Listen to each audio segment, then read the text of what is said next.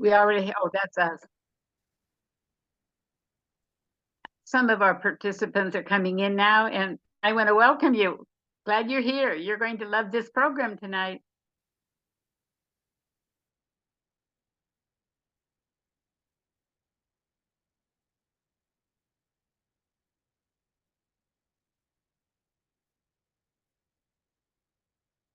Welcome to Words Writers, everybody. Thank you for coming in. We'll be starting in a moment.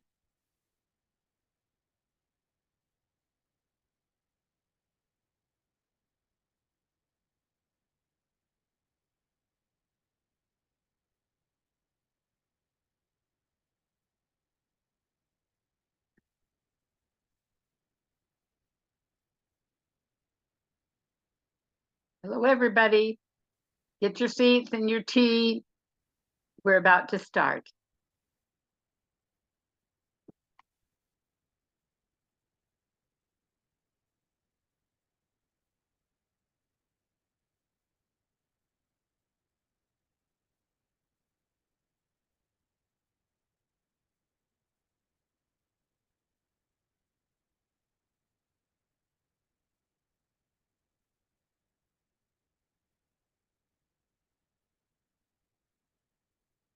Welcome to Words Writers. The program is about to start. Thank you for being here.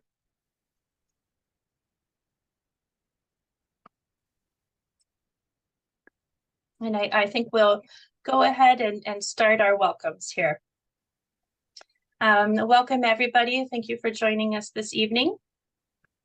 My name is Elizabeth Rudrud, and I am the Programs and Community Outreach Director with the Southwest Seattle Historical Society. And as always, it's an absolute pleasure to welcome you to this evening's program. Words Writers and Southwest Stories is a monthly speaker series hosted by the Southwest Seattle Historical Society that brings you local authors, historians, and voices to foster a deeper understanding of our community and its people. This program is supported by Humanities Washington, For Culture, the Seattle Office of Arts and Culture, and many of our other sponsors, members, and contributors. Their generosity makes these free experiences possible for everyone. We encourage you to follow along to the Log House Museum if you aren't already following us, to learn about our other upcoming programs, as well as our upcoming Words Writers and Southwest Stories speakers. Next month, we're welcoming folks from the Seattle Municipal Archives who will be talking with us about women in local government. I'm very excited about that program as well. And if you would like to know more about our organization or the Log House Museum, you can visit us at loghousemuseum.org. And before we start tonight's program, just remind you that you do have a Q&A function located at the bottom of your screen, as well as a chat function. We encourage you to use these throughout tonight's programs to submit your questions. We hope this is a very interactive program tonight, so please feel free to drop your comments and questions in those Q&A and chat functions throughout tonight's program. And we'll also leave time at the end of the event for a Q&A. So before we pass it along to Michelle Liu, our speaker tonight, I'm going to pass it along to Dora Faye Hendricks, the chair of Words Writers Southwest Stories. Hi, everybody. We have already had a few minutes to meet with Michelle, and I can almost guarantee you that you're going to enjoy this one, and we do encourage you to participate. She encourages that too. While everyone finds different things funny, we all have experienced laughter, and what we find funny shapes how we interconnect. Through clips of Asian American stand-up comedians, Professor Michelle Liu explores how humor can change the patterns of belonging that everyone in the United States has inherited. When we want to learn about the past, we turn to history books. When we want to learn about how the past continues to live with us, we can turn to humor. Laughing matters. Laughter shapes the way we listen to each other and can be a signal of who belongs and who doesn't. Michelle Liu is a professor of English and the associate director of writing programs at the University of Washington and lives in Seattle. She specializes in writing and exploring ideas about identity, history, emotion, and storytelling. She earned her PhD in American Studies from Yale University, has taught for nearly 20 years with the goal of helping people interconnect their hearts, minds, and experiences in their learning.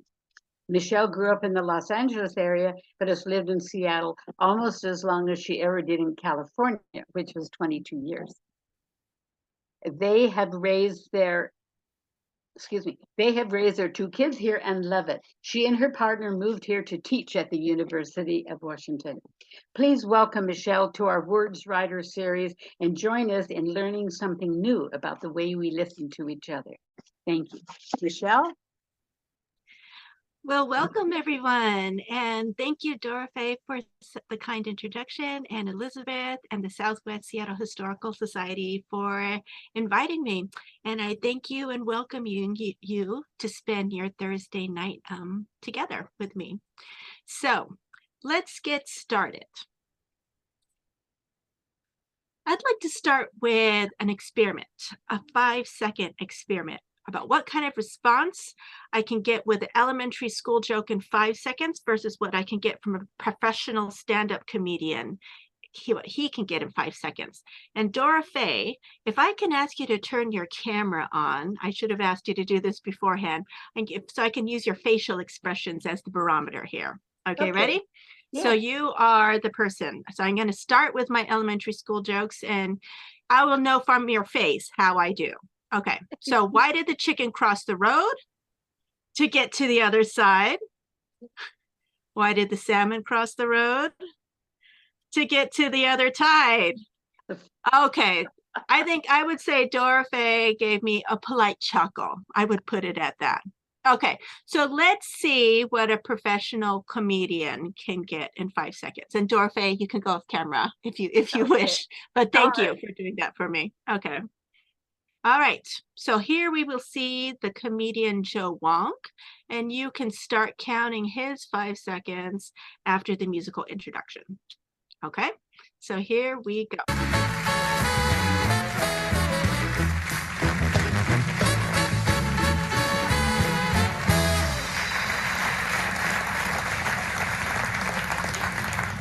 Hi, everybody. A little something about myself. So, hey, there you have it. The comedian Joe Wong got a laugh bigger laugh than I did in 5 seconds, and he did it without even formally telling a joke. As you may or may not have noticed, the audience laughed after he said, "Hello, everybody." And if you were waiting for him to tell his joke, well, the audience didn't have to wait for that joke to come in order to laugh. So it's not necessarily the joke that he told. I mean, why did the chicken cross the road isn't a terribly exciting joke, but hello everyone isn't a joke at all, and yet people laugh. So it must be something about how he's standing and talking on the stage. So here's where I'd like some audience participation from you. Why is hearing this man speak itself funny?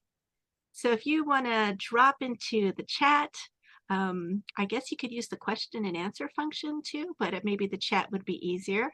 If you would like to say, it's like, what do you notice about how he's dressed or how he sounds? Why do you think the audience laughed? How does he look to you? It's his appearance. Yeah, he looks informal. And it's interesting, he doesn't have a tie on. He has a suit on, but there's no tie. Yeah, so that could be part of it. What else do you notice about how he looks?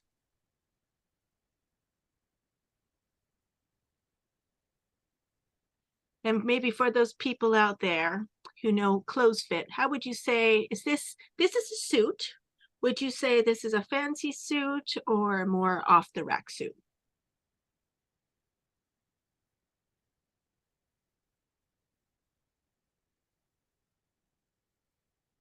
Anyone have any comments? Or we could also look at square of his shoulder, how his shoulders look, how high his waistband is.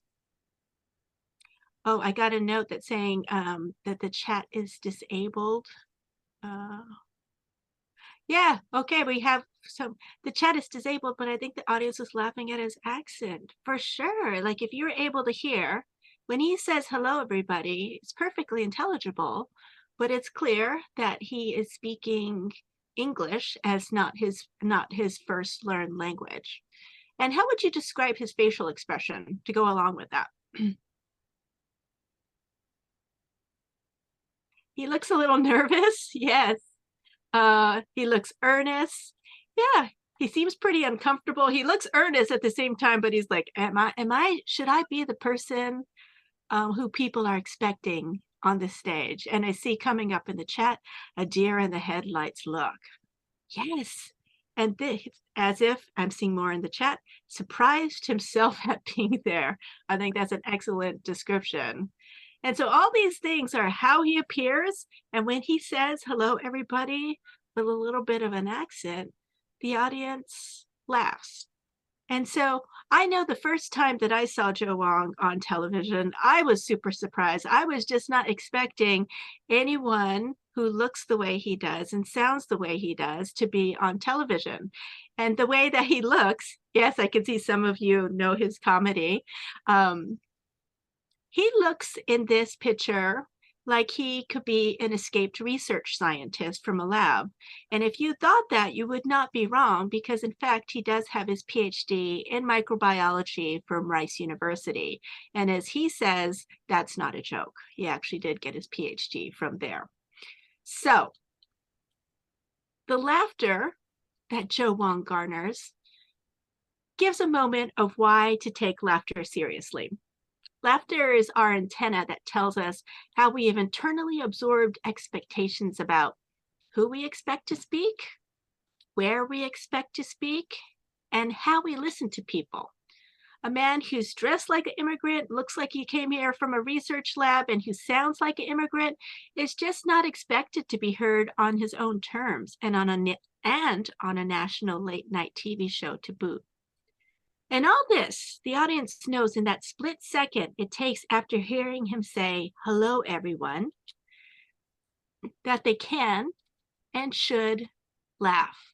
So the question that I want us to think about today is, how do all these assumptions about who talks, how we listen, how do these assumptions get so deeply embedded within us that they operate as quickly as instincts? And to help us think together about this question tonight, I'd like to delve into the history of when sound attached to images for entertainment about 100 years ago. Now, the shift from silent films to talking films, or talkies as they were called, was rough, not just because of the rickety technology, but because it opened the question of how people should sound. I'd like to show you a clip of a film that is about this transition from silent to sound films. But before I show you this clip, let me show you a still from the clip. Now, before we hear how these people sound, please put into the chat or say out loud, how do you anticipate these characters to sound? And I guess at some point, we'll work on getting people to unmute it if they want to speak. But for this part, if you want to just use the chat to answer that question, that'd be great. What do you expect? And I'm seeing in the chat that one of you is actually a Rice University alumni.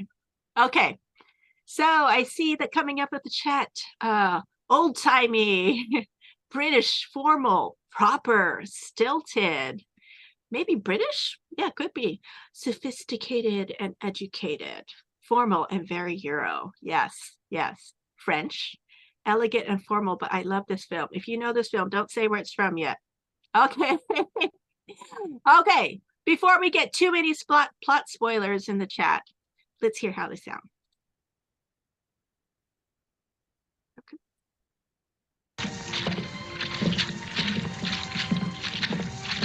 What's that? A thunderstorm outside? It's those pearls, Mr. Simpson.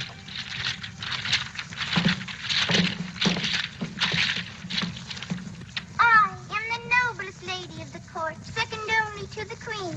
Yet I am the saddest of mortals in France. Why, what is the matter, Mary? I'm so downhearted, Teresa. My father has me betrothed to the Baron de Lansfield, and I can't stand him. Oh, such a match. Why, all the ladies at the court wish they were in your pretty shoes. My heart belongs to another. Pierre de Vitaly. Ever since I met him, I can't get him out of my mind. Sounds good and loud, huh?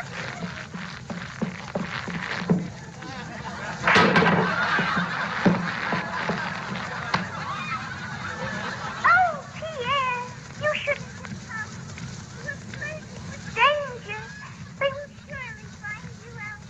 Your head is much too valuable. She never could remember where the microphone was, boss. Tis Cupid himself that calls me. And I, bitten by his arrow, was pressed down.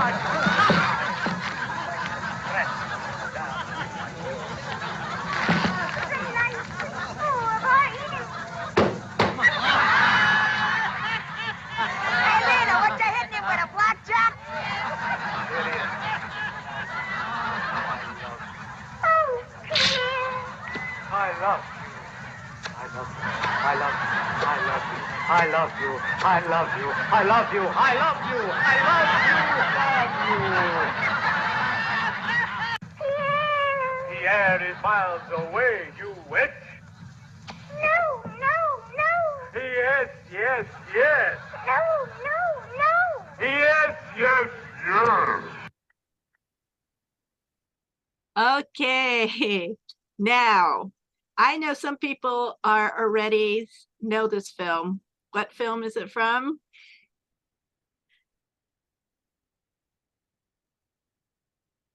Well, it is from Singing in the Rain, 1952. And you were already processing what you were seeing here.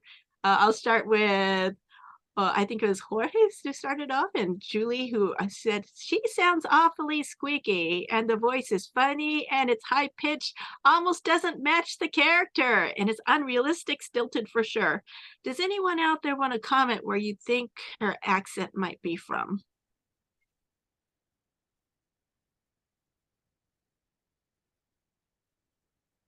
Want to venture, I guess, where the chipmunk voice comes from. Brooklyn, New York City. It definitely is not even, it's not from the fancy parts of New York City. Let me tell you, that it comes from, it sounded the down and out. Oh, the Wizard of Oz, it sounds like Dorothy. A little bit, yeah. The high, squeaky voice, it doesn't sound low and sophisticated and educated. So that is certainly one source of the laughter. What other things did you notice that was where the sound was jarring? Yes, and I'm going to agree with a comment that came up in chat. It definitely sounds like lower class New York, not the elegant, sophisticated lady that that her dress suggests her to be. What did you notice? What else is about the sound here that feels off? The audio was out of sync with action for sure. Yes, it's very clear that the sound doesn't feel natural. It made all the women feel sound stupid. And as I'm see here from SIS production, all the sound effects were louder than the voices. You could hear his clothes squeaking. You could feel when she's putting the fan on his shoulder, it sounds like she's hitting with a stick. And when the sound is out of proportion, when it doesn't sound as expected, it makes, as Lori says, it makes the woman sound stupid. Like here she is, a woman in distress. She's in an arranged marriage and then she's been kidnapped, but the audience has no sympathy for her at all. And I see the question here, the lav mic is in her dress is the joke. Partly, yes. They didn't have very sophisticated microphone technology to begin with. And because she doesn't sound how people expect, there is zero sympathy. And in fact, more than zero sympathy, there's active scorn for her. And it makes her sound dumb, if I can return to that comment that came up in the chat. So if a person doesn't sound how others expect, it makes that person an object of laughter and of scorn.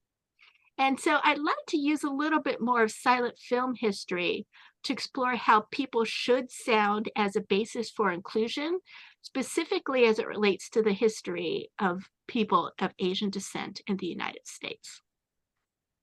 I'm going to do this with a quiz. Which of these actors of silent Hollywood, so this is like the 1910s, would you guess as being the first Hollywood stars of silent films? What is this man on the upper left?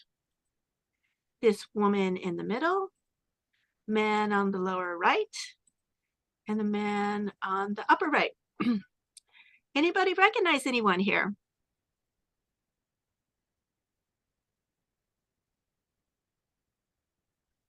Charlie Chaplin. Yes, the bottom right. Chaplin. Okay, all I got. Okay. French Charles. Oh yeah, French. Oh, the French Charlie Chaplin. Perhaps that's what we're going for. It might be. I don't know which film this is from. The woman, don't know her name. Yeah, Mary Pickford. Ding, ding, ding, ding. Yes, if you know Mary Pickford, there are many starlets who copied her look afterwards, but she was the first actor to be recognized by name in a film. And the first film, people thought that the only reason people would watch film was to see things moving around. But they soon realized that audience members were asking, who is that young blonde girl? Who is that young blonde girl? And they gave her a name, or they named her because they realized the name itself would draw her in. And we have a first. This is the first time ever I've been in an audience where someone could identify the man on the upper right. That is Sesshu Hayakawa. And I'll just give you an answer for the man on the upper left. That's Douglas Fairbanks, Sr. You might know his son, Douglas Fairbanks Jr., who was a heartthrob in the 1950s. And if you thought the answer is all of above, that this is a trick question, you were right. All four of these people were the highest paid people in Hollywood in the 1910s. And all of these people, none of these people made this shift to talkies successfully, but for different reasons. And I want to just talk a little bit more about Sesshu Hayakawa, because he's generally the person who people would not expect to be a movie star in the 1910s. Let me tell you a little bit more about him. How would you describe how he looks first before I give a little bit of history on him? What would you think of? Give me some adjectives that come up to you in response to looking at his publicity photos. Striking, colonized, yes. Debonair, yes. He is wearing this uniform of civilization. Yes, and there's a question, wasn't he in the Bridge on the River Kwai? Yes. He left the United States during the silent era still to get his acting career on in Europe. And he did, there's a whole bunch of things that were happening in the United States in the interim. He did come back in the 1950s to play the villainous colonel in The Bridge over River Kwai, and for which he garnered an Oscar nomination. So let me go back to see some of these other adjectives. He looks dashing, proper, heartthrob, and he looks brooding. Okay. So we haven't quite used the words that the audience members would have thought in the 19-teens, but maybe wouldn't have been able to say. He looks sexy. He really made people's kettles boil. That's might be what they would say back in the 1910s. And let me tell you a little bit about him. He was born in Japan and came over to the United States for school in the Los Angeles area. They needed extras to populate the new technology of silent films. And he would get cast in the background until he got his big break when he was cast in 1915 in a film called The Cheat, directed by Cecil D. Mill. And he was cast to play the villain. They needed a non-white actor to play the villain to terrorize the actress, who was a famous Broadway star. But to their surprise, when this film was released in the theaters, women would be screaming, but not because they were terrified, but because they were so excited by his presence. So afterwards, he was cast as the lead in many a movie, generally playing the star-crossed lover, the forbidden lover in many a silent film. Now, he left the United States in 1922 when he was still very popular to start his film career in Europe. And while there are many reasons, personal reasons, why he made this move, let me show you what else is happening in 1922 that factored into his decision. Oh, yes, I have one more comment about how Sesshu Hayakawa looked. He looked sensual. In fact, he wrote in his biography that he tutored a then yet undiscovered Rudolph Valentino to smolder. So if you know Rudolph Valentino and The Sheik, with that unsmiling, very intense gaze, Sesshu Hayakawa said it came from him. Okay. So here else is happening in 1922.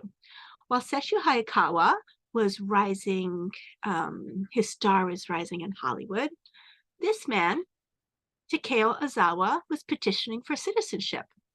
And just a little bit about Takeo Ozawa. He came to the United States for school. He graduated from Berkeley. Afterwards, he graduated. He moved to Hawaii. He married another Japanese woman. They had kids. They only spoke English at home. And after 20 years of living in the United States, Takeo Ozawa said, you know what? I love this country. I want to become a citizen. But the only problem was that American law at the time specified that you could become a citizen only if you're a free white person or if you're a person of African descent or African nativity. Now, Takeo Ozawa figured, well, I did not come here as an enslaved person. I was not born in Africa, so I guess I qualify as a free white person, especially since Japan at this time was trying to show itself a civilization on the same level of a world power as Europe. So he petitioned for citizenship as a free white person. But the Supreme Court denied his petition. They said he was neither white or black, but what they were calling a pseudoscientific category called the Asiatic. So, and in 1923, this man, Bhagat Singh Binda, his citizenship was revoked because he said, he argued successfully to the state of Oregon, where he lived, that he should be a citizen because he is racially, he is Aryan, so he should count as a free white person. The state of Oregon agreed with him, and they also, and his petition for citizenship was also looked favorably upon because he also went to Berkeley. He got a PhD in studying the great American philosophers, Ralph Waldo Emerson, Henry David Thoreau, and when World War I broke out, he enlisted to fight for the United States. But in 1923, the Supreme Court rescinded his citizenship. Now, their argument was this, and here's a little bit of the excerpt from the Supreme Court's ruling on the bottom. Asiatics are readily distinguishable from the various groups of persons in this country commonly recognized as white. It is of such character and extent that the great body of our people instinctively recognize it and reject the thought of assimilation. Now, the Supreme Court was arguing that it was in fact people who were perceived as white who rejected the thought of Asiatic assimilation. And they said that people who are perceived as white automatically understand Asianness as something to be repelled. So if you're thinking, on one hand, the Supreme Court was arguing that Asiatics are of such alienness and distance from the United States that they can never be part of the body politic. But at the same time, Sesshu Hayakawa's star was shining brightly. People were responding to him and welcoming him into the pantheon of people who they wanted to look to as entertainment and for cultural trends. And so the Supreme Court's ruling that Asiatics are so foreign that they must be excluded, they argue that it's instinctual. But really, if you look at the history of Asian immigration laws, this instinctive preference was the result of U.S. immigration laws engineered to reinforce a perception of homogeneity synonymous with Americanness. Now here you'll see a picture of Calvin Coolidge signing the Immigration Act of 1924, which was a sweeping piece of legislation that answered the question of which immigrants from which countries landing in Ellis and Angel Islands could stay, who could stay, and who would be turned away. Would it be this person from Bavaria, from Greece, from Albania, from Slovakia, from Russia, or from Guadeloupe? Now, the Immigration Act of 1924 decreed that America would welcome people from Northern and Western Europe, women like these Dutch women, but they had a special, and they would start limiting the immigrants from other parts of Europe. But there's a special category dedicated to people who Congress designated as coming from Asia. If you were coming from China, India, the Philippines, or Japan, people from these areas were to be excluded entirely, with exception of 100 people per year, which was essentially a ban. Now, the 1924 law built upon what the Supreme Court and previous anti-immigration laws had done, which to lump individual national groups under the term Asian. So this is why the Immigration Act of 1924 is also called the Anti-Asian Immigration Act. And we can see this popular attitude that excluding Asians is part of the American way in this 19th century advertisements for the Rock Island Railroad route. This first ad may fit your expectations of what a high-class railroad advertisement may look like. Like if you can see on your screen, there's the white linen, there's the china plates, the white china plates, there's a bottle of wine, there's flowers on the table. But the Rock Island Railroad route also advertised its charms thusly. And you can see at the top it says, take the Rock Island route, the only first-class road in the West. But rather than a picture of the train, there's a promise of what you can do once you get to the American West, which is to beat up Chinese people. And so when I look at this ad,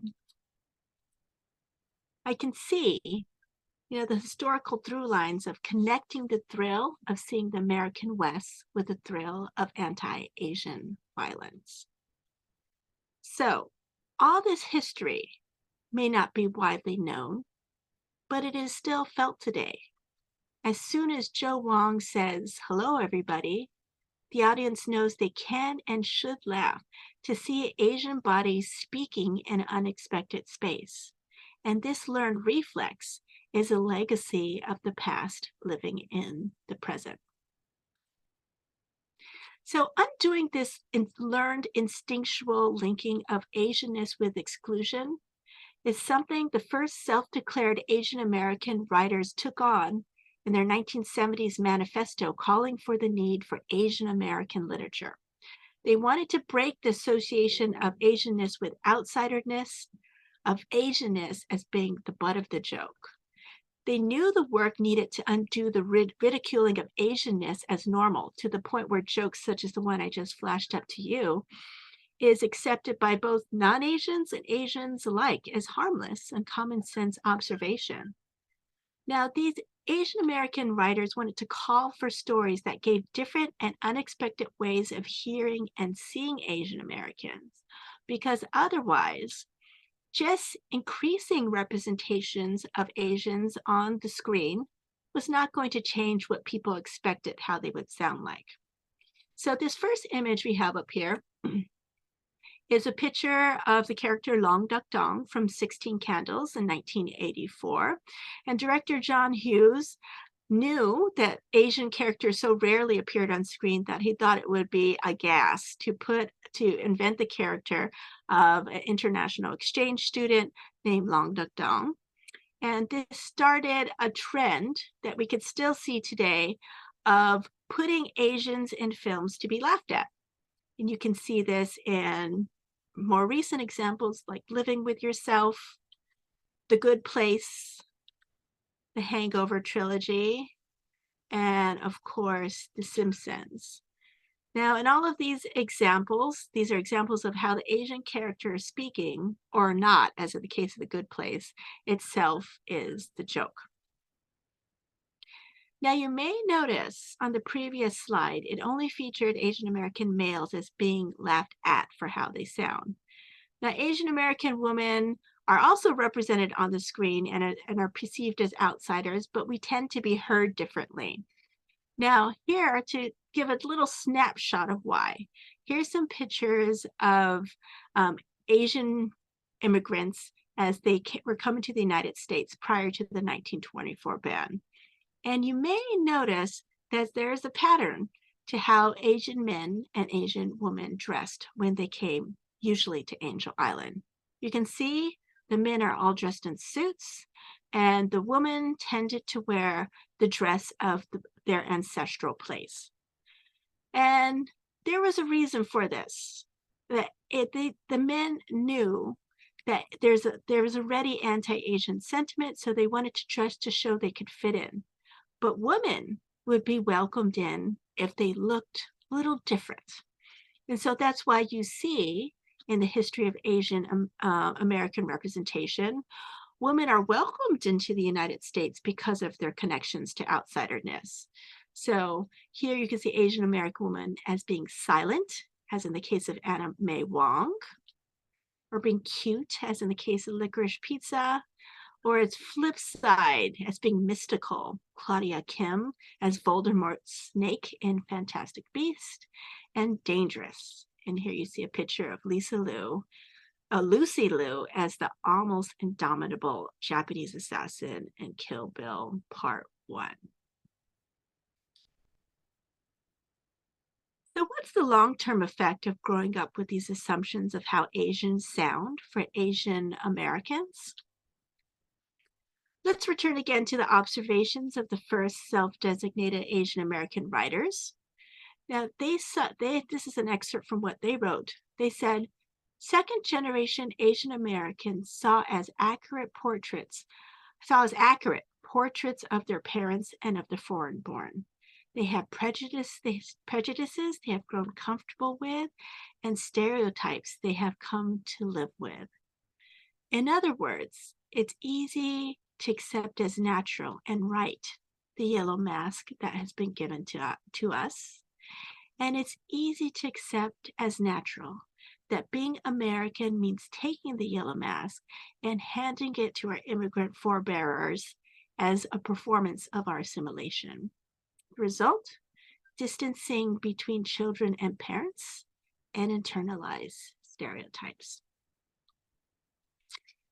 So what to do with the yellow mask of foreignness that has been given to us? How to undo the reflex that connects Asianness with outsiderness?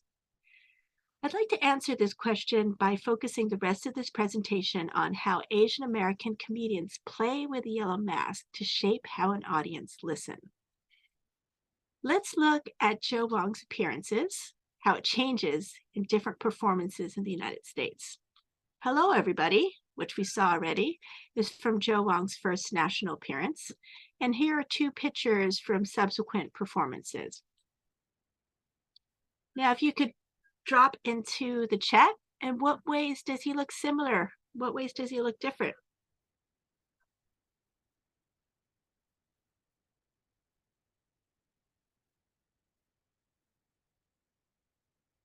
What do you see is different between his facial expressions? For example, on the right, I see in the chat that he looks more relaxed. Yeah, he keeps the glasses and he has the same facial expression, but he looks more relaxed and connected. I think that's a great word. And he has a wide smile.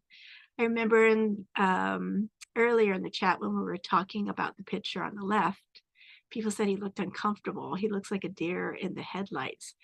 And here I can see he looks like, as we'll see in the chat, he looks honest and inviting. He seems very kind and intelligent.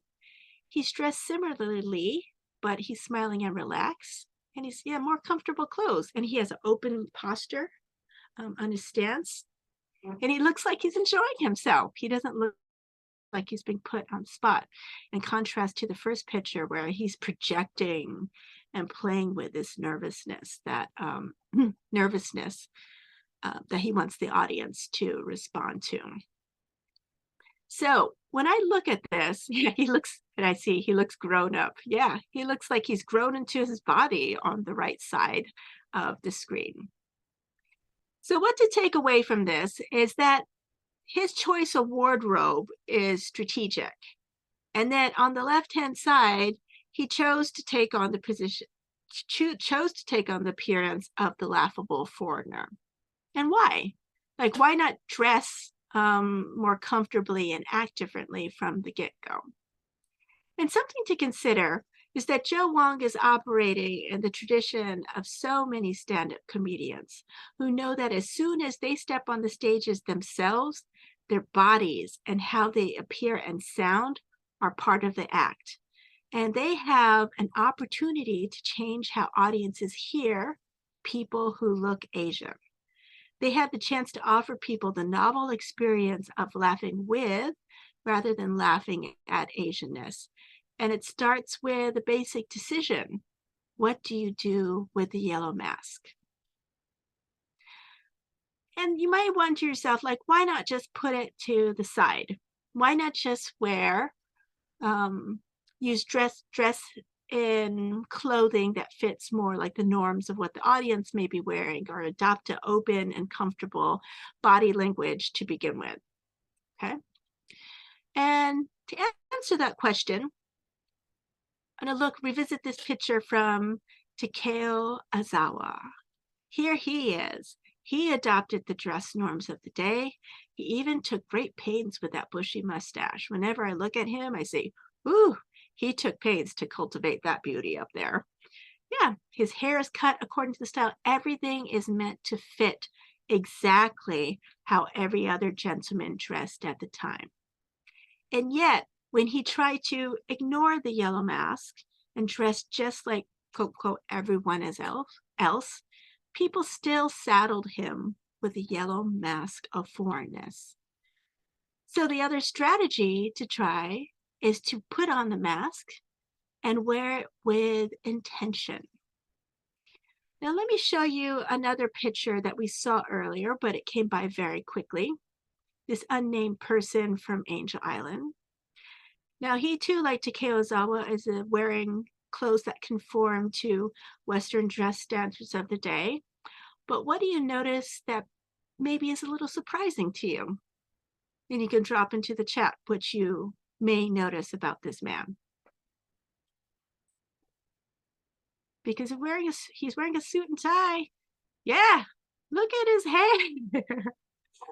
This is taken like pre-1924, sometime during that time. And I see people naming hair and hair with exclamation point. This man was able to do this to his hair even before hair gel and hair dryers. I have no idea how he did this. And I agree with the person who dropped in that this is a pretty amazing hairstyle. It's like he invented a time machine to the 1980s, and then he came back to his own time to rock his do. Now, what I find interesting about him is that both Joe Wong and this unidentified man are taking on the mask of what they feel people might expect them to do, but they do something different with it. They tweak it. They tweak it to change how people respond to them and to take people's response in an unexpected direction. Now, here I'm going to show you some other stand-up comedians who embraced the yellow mask as part of their comedic strategy. I'm going to show you 3 stand-up comedians who English is their first language. In fact, Joe Coy, the man here, is from Tacoma. And all 3 of these people are impersonating their immigrant parents. So here we see Joe Coy, who's from Tacoma, Russell Peters, who's actually Canadian, and Margaret Cho, who's imitating her mother.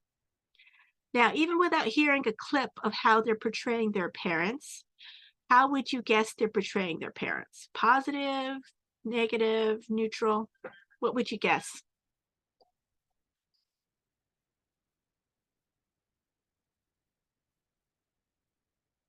Negative, critically, yeah, negative.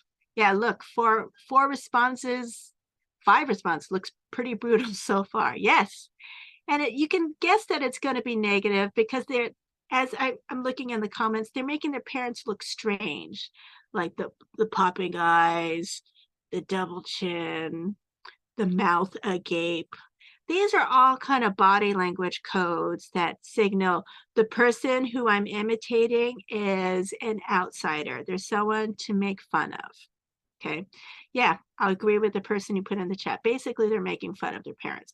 And so if you guess negative, that's a pretty solid guess because it's been the tradition of so many children of Asian parents, ranging from the stand-up comedy show to in the schoolyard, to mock our own parents as a way to gain acceptance. And it's been actually a common move by many immigrant groups coming to the United States to show that they belong here by making fun of their immigrant parents. But I would like to, oh, I see a question here, but isn't that part of the comedic tradition to make fun of your parents and your culture and not exclusively Asian or immigrants? Yes, it is part of the tradition.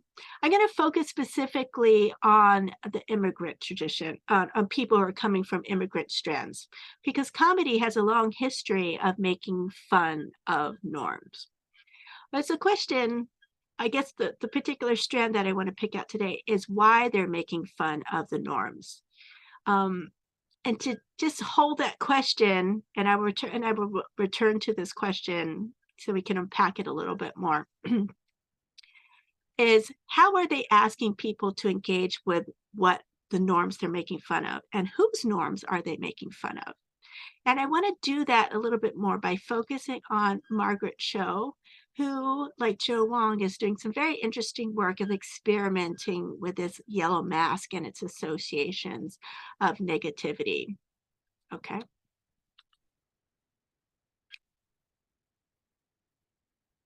Oh, I just paused because I was looking at this comment that came up in the chat. I'm wondering if some of these entertainers are following suggestions how to dress, act, especially at the beginning. For sure. And I can imagine Joe Wong taking on the image of the nerdy foreigner because that is their best guess on what a mainstream audience is going to respond to first. The first thing when they hear him is going to think immigrant. And so his decision, and probably I'm sure in conjunction with agents and the other people who are trying to launch his career, is to think, do you play with the fact that people are going to think immigrant immediately, or do you try to sweep it under the rug? Now, Margaret Cho, from early in her career, from the very beginning, she has built into her comedy impressions of her mom. And let me just give a little bit more background about Margaret Cho, just in case you don't know her. She is considered the OG, the grand old dame of Asian American comedians, because in the 1990s, which is actually not that long ago, she quit high school to do the comedy circuit. And she certainly was one of the few women on the comedy circuit, and she certainly was one of the only Asian American. And as it says in the comments, legend. Yeah. Now, you are seeing an excerpt of her performing her mother within her one-woman comedy show, I'm the One That I Want. And she did this show for many reasons, but part of it was to process the pressure and the honor in 1994 of starring in All-American Girl, which was the first sitcom featuring an Asian American family. And this Asian American family was to be based on her own life. Now, the clip that we'll next see is her recounting her experience of being in this short-lived sitcom. In it, we'll see her telling her mother the good news that Disney gave the go to launch All-American Girl into series, and Margaret Cho performing her mother responding to the good news. Now, before we watch, I'd like to show you a picture of the woman they cast to play Margaret's mother in the sitcom All-American Girl. So here's the actress they cast as her mother. How would you describe how the mother looks to you?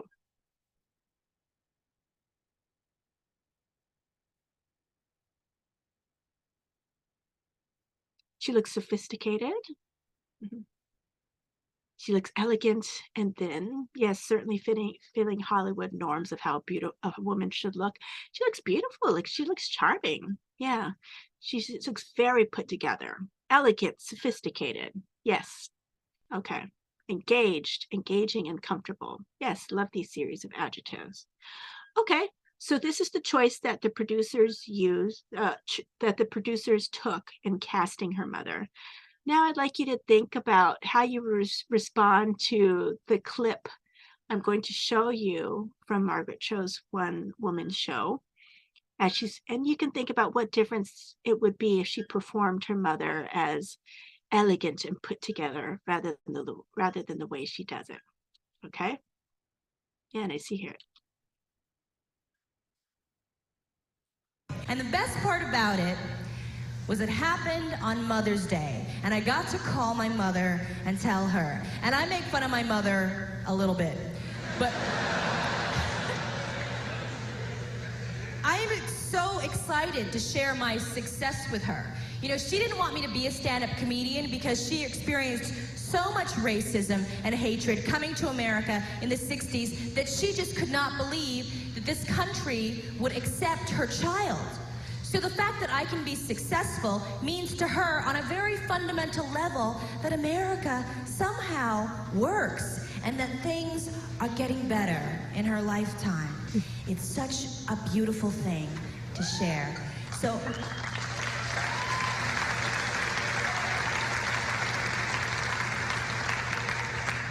I called my mother on the morning of Mother's Day, and she was so happy.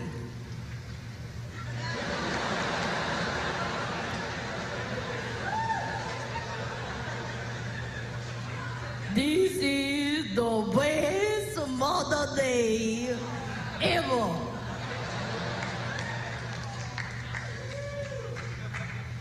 Oh, there was one Mother Day that was a little bit better. Yeah, I was Mommy's first Mother Day. I have a party because it's Mommy's first Mother Day, and I was with you, and I look at you, and I remember almost didn't happen because you almost died. Oh, I tell you a story. I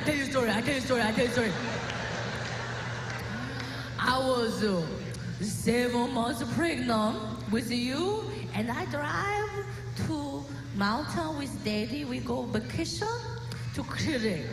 And we drive on mountain, drive around mountain, and then there was some kind of pain in the mommy belly. I don't know what it was, some kind of pain. I was so worried. Can you imagine I have a pain, and then we have to go to hospital, and the daddy was so mad because we have to go to hospital and we're on vacation.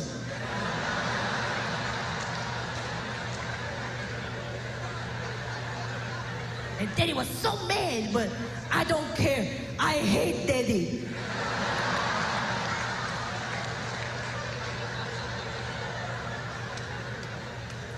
Well, I was in the hospital and they don't know what's wrong with you and they think maybe you miscarried. Oh, can you imagine? I was so worried. It was so terrible. And I cannot understand the English too much. So Mama was so confused. I was so confused. I don't know what's happening. I was so worried. I said, I cannot lose you. I was so terrible. And then Mommy had to be there for 2 days. Can you imagine? I was 2 days. And after 2 days, they said that I was fine and then I can go home. And then 2 months later, you're born. And then Mommy have a first Mother's Day and they have party for Mommy. And I was with you. And I look at you and I say, oh, you have so hard time to come. You have so hard time to come. And Mommy was so happy. I was so happy. And that Mother's Day,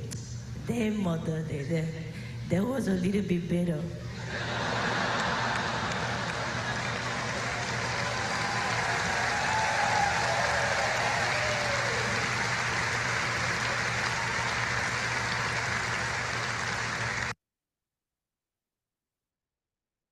Okay.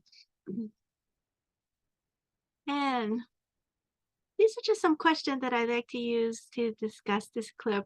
I know Elizabeth was talking earlier that if people wanted to raise their hands, their digital hands, she can unmute you if you'd like to process this, share your thoughts out loud, or you can continue putting it into the chat. But just some things, would it interesting or surprise you about Choi's performance of her mother? Or if I'm going to pick up from the question that came up in the chat earlier, where I was saying there's a tradition in comedy to laugh at the norms of what people have done. Which norms do you think people are laughing at? Do you feel like the audience is laughing at, laughing with? Did you notice changes throughout in the clip? Just would like to process you. What did you see?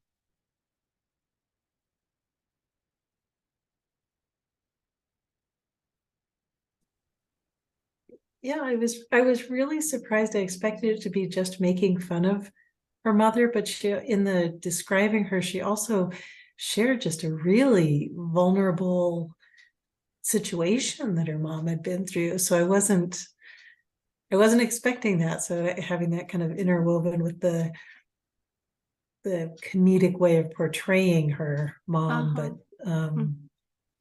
that would have been very scary. Yeah, right. Yeah, I think that, yeah, excellent. I would love to hear from other people. I see Marcy's hand is up.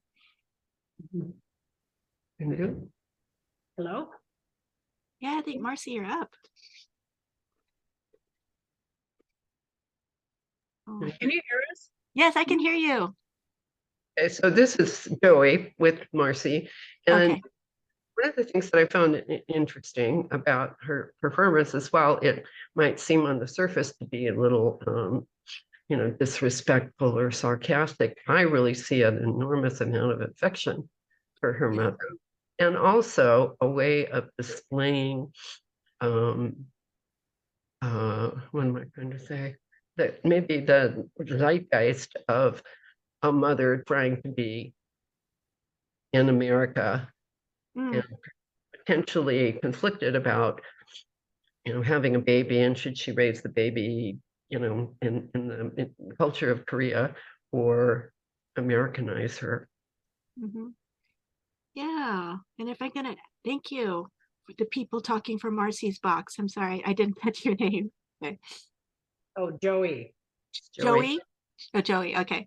Yeah, and I'm gonna follow that up with some of the comment that I see in the box. She really does love her mother, but experiences the pain and frustration of what her mother went through, not knowing the language or culture.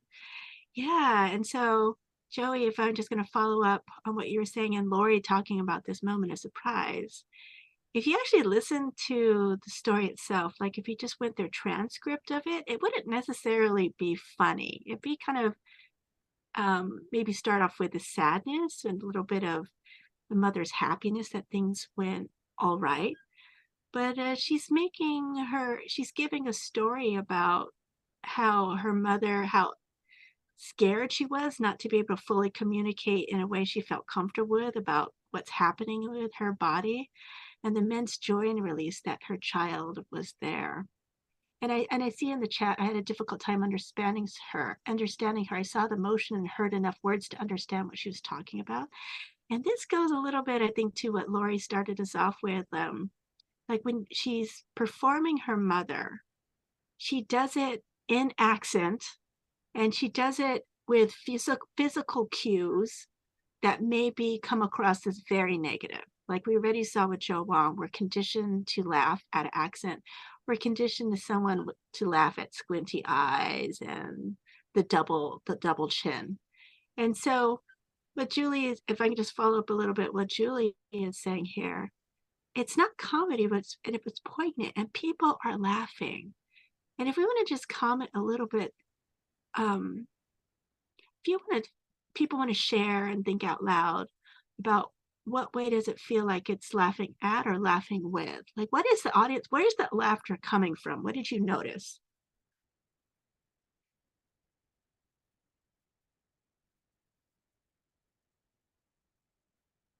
I see a hand. Yeah, Jorge, go ahead, please, if it's you. Okay. Yeah, you know, when I'm listening to her, I'm listening how she's using her voice, you know, because I've heard her, you know, when she uses regular voice, and then when she's describing her mom, she's going into that deep accent. And it's the same way that Hispanic, Latino comedians do. They go into that deep, you know, orale vato, you know, kind of thing, and the audience is laughing. You know, I look at it from the aspect of they're laughing with her, but they're laughing specifically, and like I said, the same thing with Latino comedians. They're laughing at the way it's presented. They're laughing at that accent. They're laughing at, you know, the way she's presenting it, the accent that she's using it. So they're laughing with her, but they're actually laughing at how they present it. And so that's how I see it. I'm actually a student at the University of North Texas, and I'm actually doing counseling. And so this was a cultural diversity project that we had, was to attend a cultural diversity event. And this actually, you know, I'm learning, you know, what you've been putting out here and taking notes. Oh, great. Actually surprising to me, and actually, you know, thinking about, you know, how she's telling her story, and she's funny. You know, I've seen her, you know, on shows and stuff like that, and it's just a lot of times it's making that accent, making the deep accent, even like I said with Latino comedians too, is being able to use that voice creates more laughter. Yes. And you said so many things here. And if I may build on it, because I was feeling I really liked how you are describing this layer that people are laughing or with, as someone said in the chat, saying, I could feel that with my parent too. Like, even if they're not Asian or even are not immigrant, to feel that moment of connection that crosses identity lines. At the same time, they're laughing at the presentation. If I can borrow Jorge's words here, they're laughing at the presentation because they know that norm is what had so many of us have been conditioned to laugh at, to keep people away. And so I feel like to use this imagery of the double layer, the norm that gets laughed at is the kind of presentation that is historically been used to keep people apart. Like, laugh at someone who looks different, laugh at someone who sounds different. But it's interesting what Margaret Cho's doing here with the story, like she's delivering it specifically through this laughable mask so that people can hear the poignance and the sweetness at the core of the story. And perhaps this would be even deeper work than if her mother actually went up there. And her mother does carry an accent with her when she speaks American English. They would maybe not hear it the same way. We're so used to conditioned not to listen to people with accents, to hear the stories of people who do not speak English with an American style accent. And so to use her comedy in this way, it takes an enormous risk. Like, if you just look at the still of her performing her mother, it'd be the first guess that it was going to be a negative portrayal.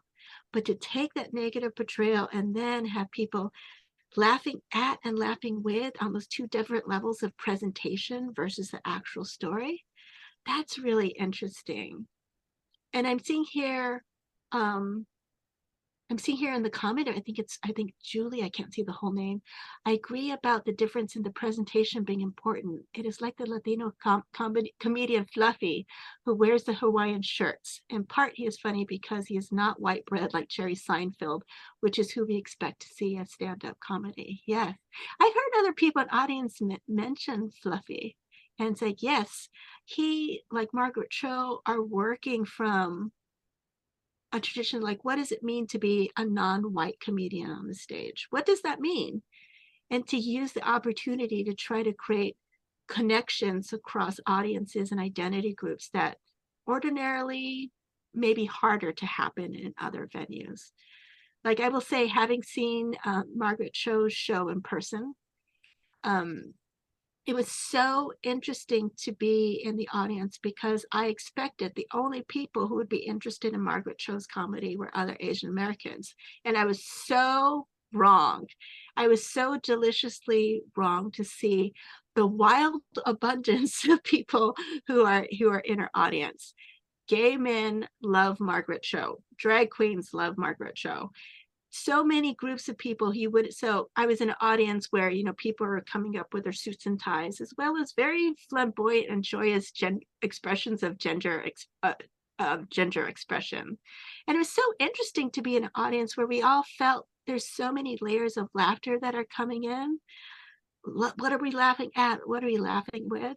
And it was a really interesting and beautiful experience. So interesting to hear us all process together. Like we can hear the different layers of discomfort, of the laughter working through the discomfort to create this moment of bonding. And just to give you a little context about what happened to All American Girl, the first Asian American comedy show, it didn't even make it through its first season. They got so much criticism for either being too Asian or not Asian enough. They began to fire actors mid-season. The calmly elegant version of Margaret Cho's mother, she got fired in one of the first rounds. She didn't even make it through. And after that show was canceled, Margaret Cho felt like she was a failure. She nearly drank herself to death because she felt like she's either too Asian or not Asian enough. And so it took her performing this version of who she and the producers thought her family should be. And after that failed, it took her performing her mother, to hear her own mother differently, to give her the strength to move beyond Disney's rejection, to declare what became the title of her one woman show, I'm the one that I want. And so when I think of all the ways that I see Asian Americans in comedy, like Fresh Off the Boat, Everything Everywhere All at Once, the famous hot dog finger, and Atsuku Akatsuku, and Crazy Ex-Girlfriend, it reminds me that the stakes of comedy is very serious. That to use laughter to change how we connect so that we can come together in times of need rather than use laughter to perpetuate hatred. So I am looking at the time and I realize that I have already kept you over time from what this was scheduled to be. But I would, if people would like to, I'm ready and happy to process more questions and to think together. I love these comments I've been getting. These are actually my favorite part of the presentation because I get to hear from all of you. Yeah. We even have it come in someone from another state.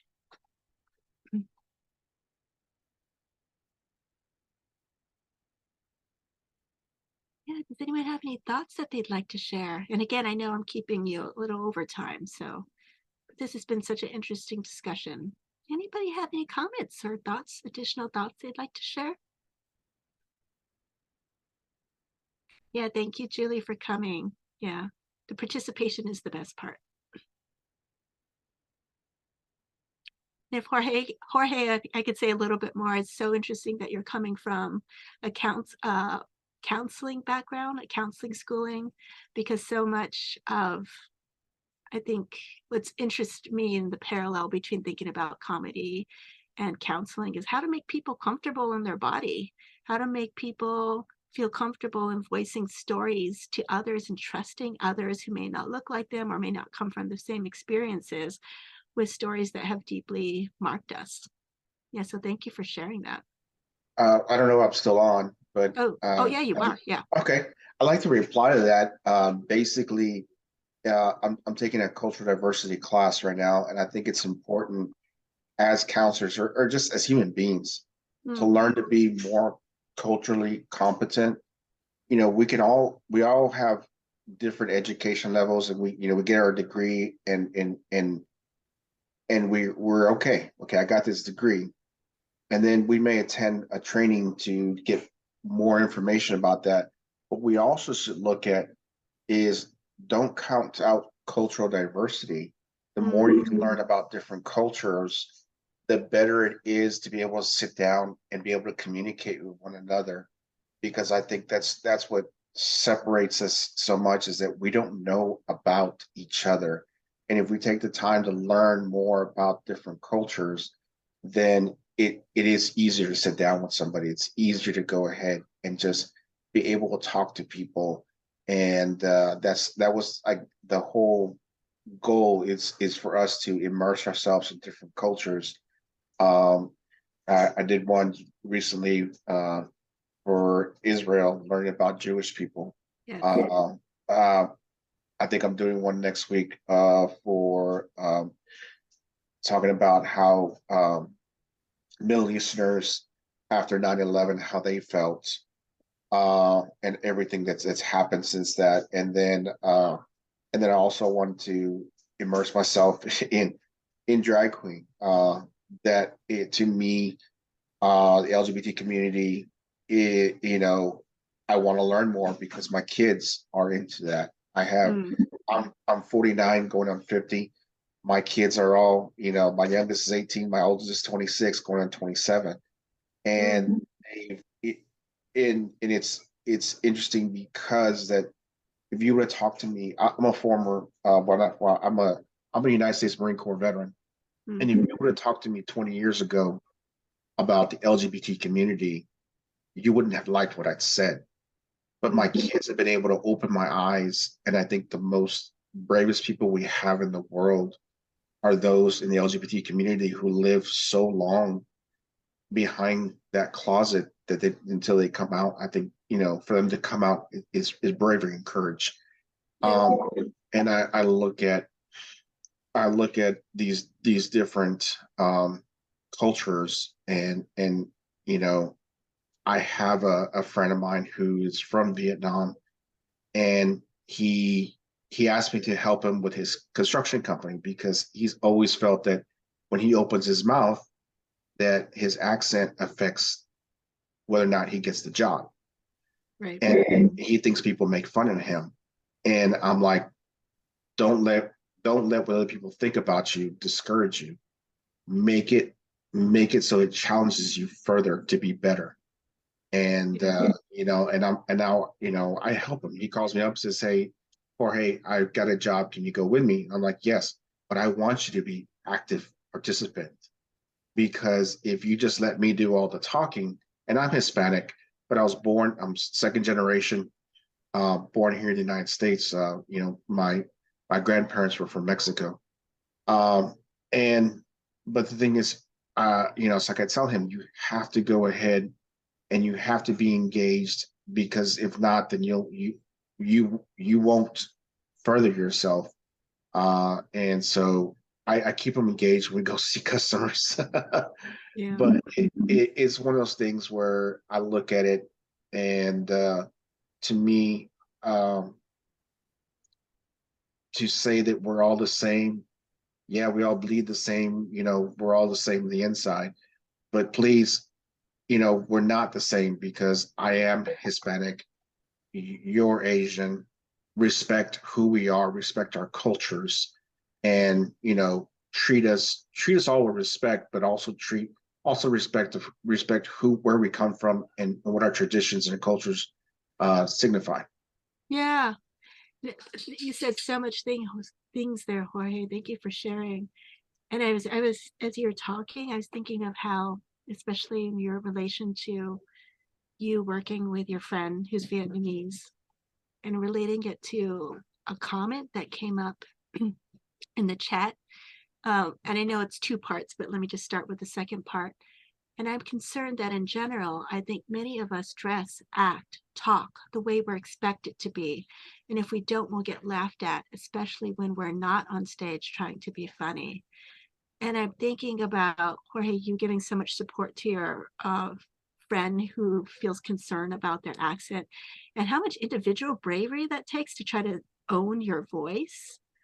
And I guess if I'm just going to talk a little bit what drew me to stand-up comedians, I've seen so many people in my classrooms who are taking parts of themselves, or who use a classroom to process the ways that they've had to be individually very brave to try to be upfront about being like the only woman in the room, for example, or the only Black person in the room, or the only one with it who has an immigrant accent.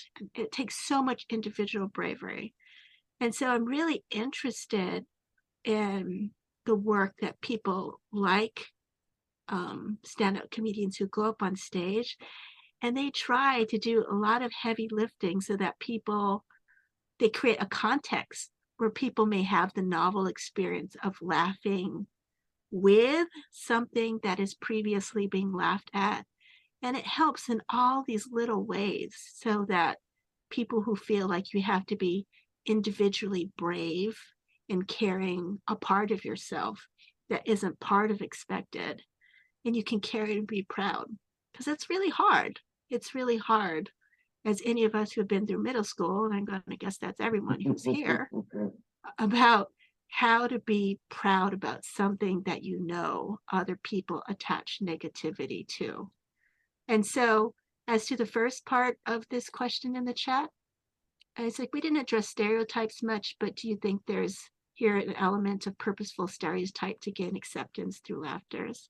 Yeah, when I think of the yellow mask and what to do with it, that's another way that I'm thinking about stereotypes, that it is possible to gain acceptance by adopting a stereotype. But I've seen too many people who have, for example, taken on the accent of their immigrant parents, or taken on the accent of Apu from The Simpsons in order to make friends.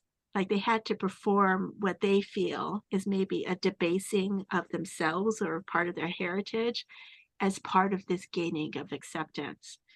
And it's so interesting for like the stand-up comedians that talked about today, especially Margaret Cho, because she's the one I focused on, of how they're trying to create space so that you're gaining laughter, not to make fun of yourself, but to get people to laugh with you, to hold a hand out rather than pointing the knife at your own heart. And that's so hard. That's so hard. And it's so risky. It's so risky to take a stereotype to try to blow it up rather than just take a stereotype and use it to strengthen people's negative perceptions. Yeah, and I could see, Jorge brought up so many parallels to what the drag community is doing too. Oh yes, I know, Dora, you're coming in because I assume that means we have to go. But professional humor is way sexual in recent year, and that helps shape who or what I expect to listen to and how or if I listen. Yes, it was so hard to find a comedy clip that was clean for this presentation because it is very sexual. And whether or not you agree with it, or the language tends to be very foul. Those are all different ways of getting people to listen, like how we talk about our bodies. And it may not work for everyone, but I feel like that's all what so many comedians are doing. They're each experimenting with ways they can invite people in depending on the bodies and experiences and culture they bring with them. I didn't really mean to interrupt you or the thought processes, but I believe that you have given us so much to think about, Michelle. And I've heard from other people, we're all challenged to try a little bit harder to think about what we are receiving, how we're receiving it, and how we can receive it better. Yeah. Express ourselves too. Thank you so much. It's been fun, and you've taught us about some of the silent movies, some of that history of how we come to these opinions, and challenged us. So thank you for the learning and for the challenge, for your time, and thank Humanities Washington for providing this. Are you reading all the thank yous? Yes, I'm seeing it. And thank you Very everyone nice. for participating. This was fabulous. I feel like I learned so much from these group of minds who came together today. So thank you so much for inviting me. And I know Dorothy brings lots of humanities Washington speakers to speak to your historical society. Thank you for making me one of them.